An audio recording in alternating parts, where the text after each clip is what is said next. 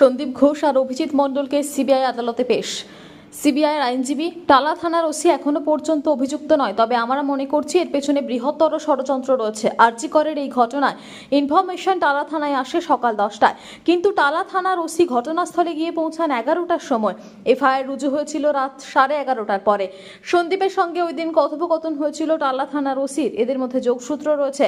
Police ও সিবিআইয়ের মধ্যে কোনো দ্বন্দ্ব নেই। টালা থানার ওসিকে হেফাজতে নিয়ে জিজ্ঞাসাবাদ করে ঘটনার তথ্য সিবিআই পেতে চাইছে।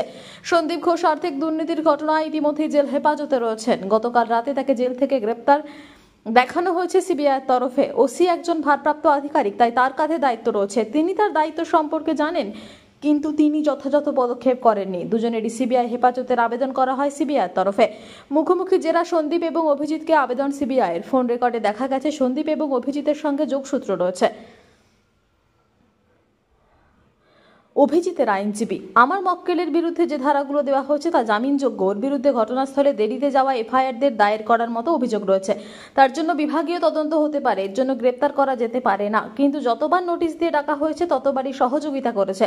6টা নোটিশ দেওয়া হয়েছে। আমার মক্কেল চিকিৎসার জন্য হাসপাতালে ভর্তি ছিল, তা সত্ত্বেও 14 তারিখ নোটিশ দিয়ে আবারও হাজিরা দিতে বলা হলে তিনি হাজিরা দিয়েছেন। এতবার জিজ্ঞাসা করার পরেও কিছু পাওয়া গেল না। কিন্তু গতকাল কি এমন পাওয়া গেল যার জন্য গ্রেপ্তার করা হলো অভিযুক্ত? তাকে কোন গ্রাউন্ডে গ্রেপ্তার করা হয়েছে তা জানার অধিকার রয়েছে, কিন্তু আমাকে বলা হয়নি আমি অভিযুক্ত নাকি সাক্ষী। অ্যারেস্ট মেমোতে কোনো সই নেই। শিয়ালদহ বার কাউন্সিলের রেজলিউশন নেওয়া হয়েছে যে এই খুন ধর্ষণের মামলায় যে অভিযুক্তরাই আসবে তাদের বিরুদ্ধে শিয়ালদা আদালতের কোনো আইনজীবী আদালতে উপস্থিত হবেন না। অভিজিৎ মণ্ডলের হয়ে এক আইনজীবী জামিনের আবেদন করতে গেলে আদালত কক্ষের মধ্যে শিয়ালদহ আদালতের বার কাউন্সিলের এক আইনজীবী রাজেন্দ্র গুপ্ত তীব্র বিরোধিতা করেন। হুমকির সুরে তিনি বলেন, আজ বাইরে থেকে এসে জামিনের আবেদন করলেন তো লজ্জা করছে না? বাইরের মানুষ অপেক্ষা করছে।